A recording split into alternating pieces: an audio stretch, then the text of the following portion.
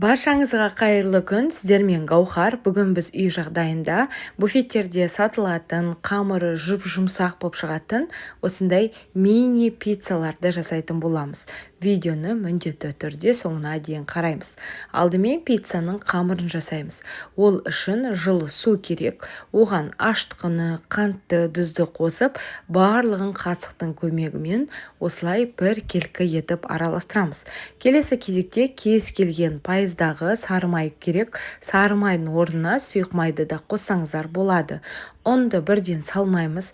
Бірінші жарты ұнды салып, осылай қасықтың көмегімен араластырып аламыз.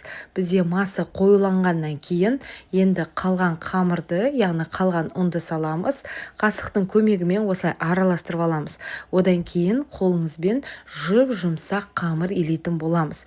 Мінекей жұмсақ қамыр дайын болғаннан кейін 1-2 ас қасықтай сұйық майды құйып, тағы да барлығын бір басып алып, бетін жауып, 1 сағатқа көтерілуге алып қоямыз.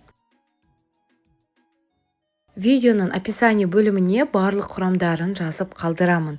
1 сағаттың ішінде біздің қамыр осылай әдемі болып көтеріледі. Жылы жерге қойып қоюға ұмытпаймыз, достар.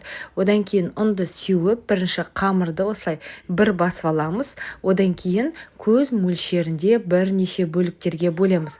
Немесе таразының көмегімен 60 граммнан пиццаларды бөліп алсаңыздар болады.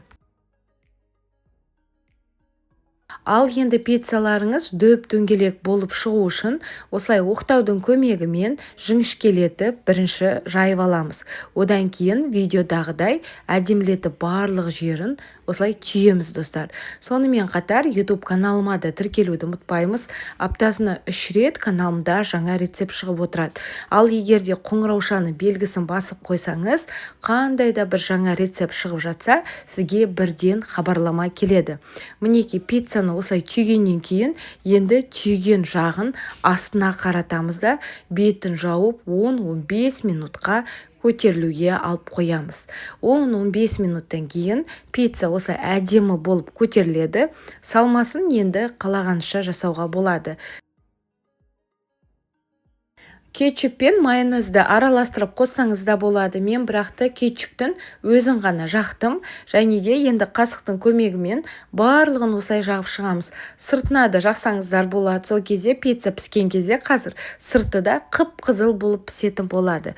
Одан кейін біздің пиццаға пайдаланатын ірімшік. Әртүрлі ірімшікті пайдалануға болады. Сулугуни, моцарелла, кома, яғни жақсы еритін ірімшікті пайдалануға кеңес беремін. Бүгін мен Банфистаның осындай ірімшігін пайдаландым. Бірінші осылай ірімшікті үкіштен өткізіп астына саламыз. Одан кейін начинкасын әртүрлі етіп жасауға болады. Қияр қосуға болады, тауық етінен жасауға болады. Немесе оливке жасап, әлде мен сияқты осылай колбасаның өзін ғана салуға болады. Менде балалар қызанақты жақсы көрмейтін болғандықтан, мен қызанақты салмадым. Яғни колбасаның өзін ғана салдым. 200 градуста қыздырылып тұрған пеште 10-17 минуттай пісіріп аламыз. Мінекей пицца дайын болды. Жасап көріңіздер. Рецепт ұнап жатса, лайк басып, парақшама тіркелеміз, достар.